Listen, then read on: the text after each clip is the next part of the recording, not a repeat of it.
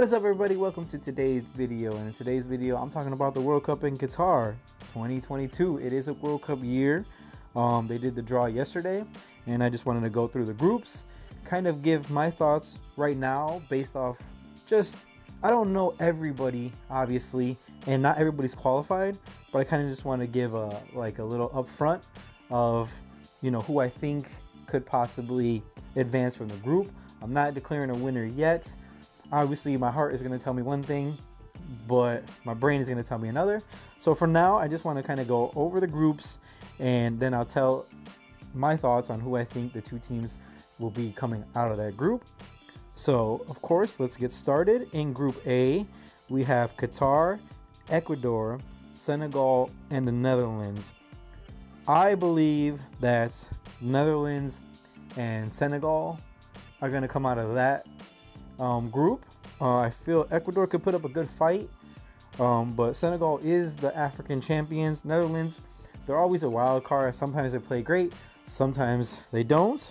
And Qatar is the host nation, but they did come and play in the Gold Cup here in CONCACAF over the summer, I believe, or was it last year? I don't remember exactly. I watched so much soccer that I just kind of lost track. But they were okay, but of course, CONCACAF is not the strongest region, or one of them, not one of the strongest regions. So therefore, it's kind of hard to tell really on what they will be doing. So let's go to Group B. It has England, Iran, the USA, and then a Euro playoff that has yet to be determined. So they're still missing another European team, so I still feel that England will come out, and the US, hopefully the US can come out as second at least in that group. Group C, this is where my heart lies. This is where I feel that I may be thinking more with my heart than with my brain. But anyways, in Group C, we have Argentina, Saudi Arabia, Mexico, and Poland. And I believe that Argentina, it's Messi's last World Cup potentially, which, I mean, I'm pretty much guaranteeing that. Saudi Arabia, last time I watched them play in 2002, they ate 8 goals from Germany. So I don't see them being much threat. There's no surprise there. Poland, strong team, Lewandowski, but they really haven't done anything, you know, as a team anyway. So as you know, it's the World Cup, it's country. You can't rely just on one team, or one player, sorry. So therefore, I believe that Argentina will come out first, and Mexico is going to come out of that group.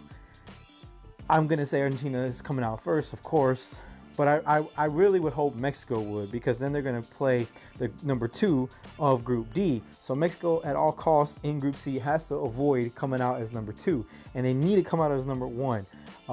Because Group D, we got France, the reigning World Cup champions, and then you still have team undecided yet because of the playoff. There's a playoffs there that still needs to be played. You have Denmark and you have Tunisia. So we have Group E, which I think is probably the strongest group. Now, there isn't really a group of death this time around, but Group E, you have Spain, a playoff that still has to be decided, Germany and Japan. No matter whose that playoff is, I still feel that Spain and Germany are going to come out of there. So I don't think there's going to be too many surprises in that group. Group F, you have Belgium, Canada, Morocco, and Croatia. As much as I would like to think that Canada is going to do well, they haven't been to a World Cup since 1986. And I think they only qualified then because Mexico hosted it, and the host nation is always represented in the World Cup. So therefore, Canada was able to make it because of that, I feel. They are a good team, good young team. They have great players. They've come a long way, but I feel they still have a little bit more to show. So therefore, I'm going to pick Belgium and Croatia to come out of there. Belgium had a pretty good run in 2018, so they're still a pretty strong team with really good players. So now we have Group G, and we have Brazil, Serbia, Switzerland, and Cameroon. Obviously, I know Brazil is probably going to come out of that group. And my second, that's where it's a little bit tough. Let's go with Switzerland. I would say Cameroon, but again, you just never know what form they're coming in, and you know, how they're gonna be. So that's a little bit tough, but I'm obviously Brazil's gonna come out number one, I would think. And let's go with Switzerland. I think they're playing pretty good as of late. Again, these are all based on my opinion without actually watching a lot of these European teams that much. So if you think different, that's okay. You can let me know your thoughts, obviously. And the final group, Group H, we have Portugal, Ghana, Uruguay, and Korea Republic. I feel that Portugal is going to come out number one. And I'm going to go with Uruguay. I feel like they have enough to beat Ghana and Korea Republic. So yeah, I'm pretty confident in saying that Portugal and Uruguay will come out of there. But back to my thoughts on my heart. Group C, I'm hoping that Mexico can come out number one, or at least Argentina has been our thorn in our butt, so to speak, because they have knocked us out of 2 World Cups. We cannot seem to figure them out. And the day up before the draw, I was thinking, I'm like, watch us get Argentina. For some reason, we have a coach. Our national team coach is from Argentina. He's been criticized a lot. You know, people want him to resign. They don't want him to continue. But I mean, he got us to the World Cup. I don't know how important that is because everybody says that CONCACAF is not very strong. So it's almost like a guarantee, I guess. I wouldn't say we struggle, but we did struggle in some facets of the game. Obviously, scoring was pretty limited for us. You know, USA beat us 3 times and then tied us. So we really didn't get to beat USA that much with him as coach. And that's always a no-no. If you're a Mexican fan, obviously, you know this. So I hope that he can, you know, instead of being maybe scared, I hope he's ready and he's already, because this is the good thing. When you are playing in your qualification, it's a different, it's a mindset. You're prepared different because the teams are different. But now you have 3 rivals where you can schedule your matches based off who you're playing in kind of similar fashion, you know, play those teams. So like England might want to play Mexico as a warm-up game, you know, to kind of base off of USA, because you would think that your region that you come from, that's your styles are similar. So if we had like an African team, which we don't, you know, maybe we want to play like a Senegal or Cameroon, you know, to kind of get a feel for that. So look for teams to be doing that. That's always fun. I did hear they may be going from 23 players to 26 possibly on the roster, which I think is good.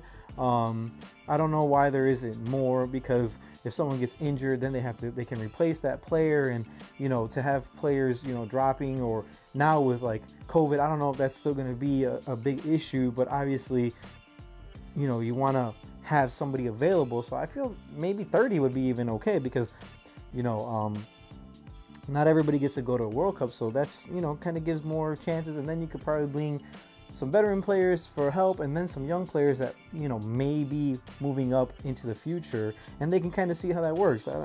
I heard that Argentina, actually, they take like a under 20 as like a team for like scrimmaging, and you know, they also, those players get to see what it's like to be in a World Cup, which I never knew about that until I heard that yesterday. So that's kind of cool. They take a whole nother team, and I heard also that they are going to Qatar, and like gonna have, like, they're gonna try to make it feel as much at home as possible for Argentina, and I think that is a really big plus for them. And I mean, they're gonna be strong. I'm just hoping that Mexico, good thing we got them in the group stage and not, you know, in the knockout rounds, because we just can't seem to figure them out. We've played them tough in 2006, and we got beat in a kind of crazy golden goal that it was a great strike, but it was very, very lucky. I don't care what fan you are, if you watch that, have you seen that? That was a luck strike. He took it and it went in. 2010 was a little bit, you know, of a blowout, I would say. But anyways, back to my point, what I was saying, I kind of went off topic, but I was thinking, I mean, watch us play Argentina. We got Argentina coach again. This has already happened before. And I'm like, and we got Messi's last World Cup. What better way of being Mexico? You know, you can shut down possibly the greatest or one of the greatest players ever on his last, you know, hurrah. Like, you can be that team to kind of be a spoiler. And I think, you know, Argentina is probably, the whole country is like licking their lips at this group. But I feel like we have a really good chance of, you know, at least putting a little dent before they move on. Because I really feel that they're still a pretty good team and they're probably going to move on anyway. But again, you know, the World Cup is, sometimes the good teams come out and they show out like they're supposed to. And other times they just totally blow it, I guess. If you recall, 2002, France came out, played the first game. They had won the World Cup in 1998, and you know, big things were expected out of them. But of course, they did have a lot of injuries and stuff, so it was kind of not their fault entirely. I think Zidane was hurt, so that kind of had some play into it. But they did not do very well at all in that World Cup, and were bounced out, I believe, in the first round, if I remember. I'm pretty sure.